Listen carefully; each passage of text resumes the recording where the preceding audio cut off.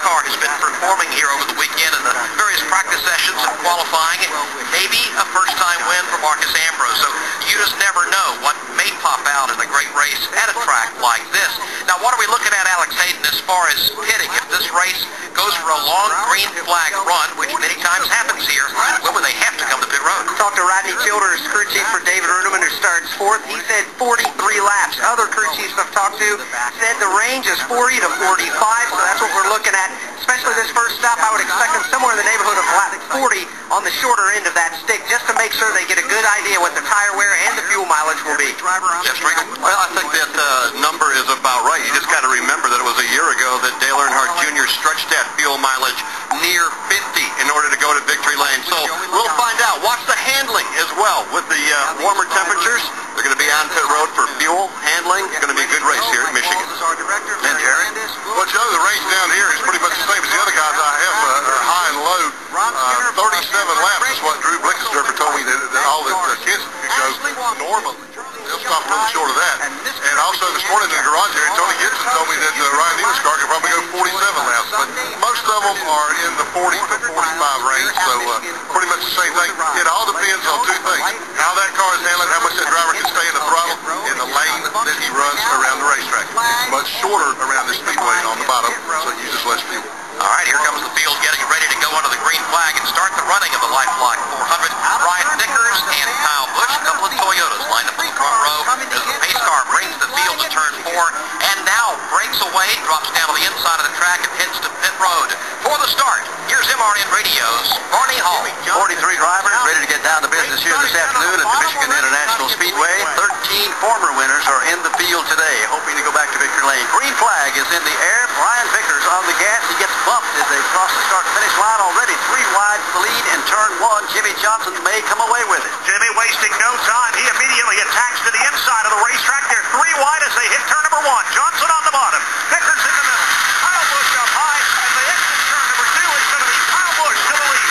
Jimmy Johnson falls in second. Brian Vickers in third. David Runeman will stack up in the number 4 position.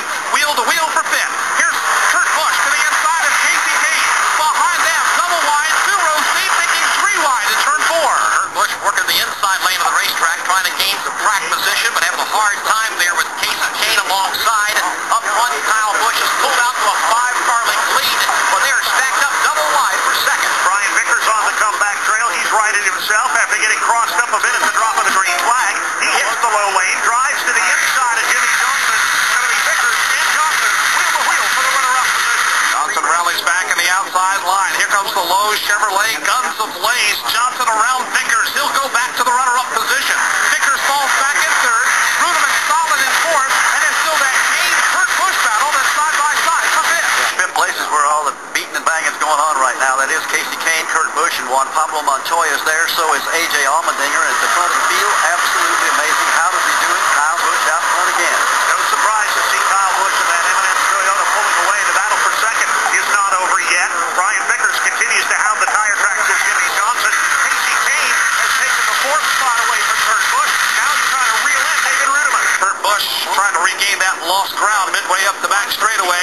Had the inside line a lap ago. Instead, he'll flash to the outside line and immediately face a challenge from Juan Pablo Montoya.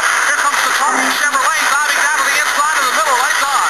Further back, John Andretti takes the outside lane. He and Tony Stewart decide to try it there to pick up a couple of positions as they race off turn 4 back to start finish. They are leaning on one another, trying to get by Clint Boyer. It looks like the move's going to work in one. Outside lane for the moment is going to be the fast way around as A.J. Allmendinger charges to the outside of Clint Boyer. Now here comes Tony Stewart. He's going to shuffle the deck. He goes right up the middle now on Tony Reed to pick up 2 positions.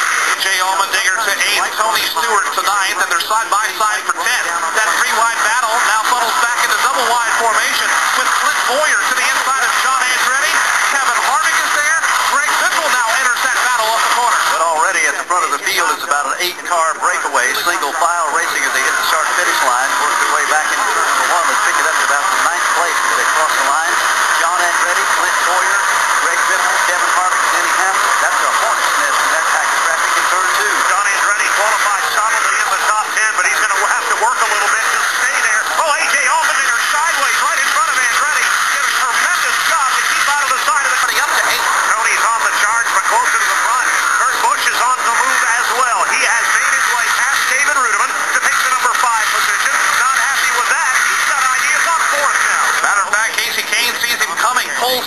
side of the racetrack.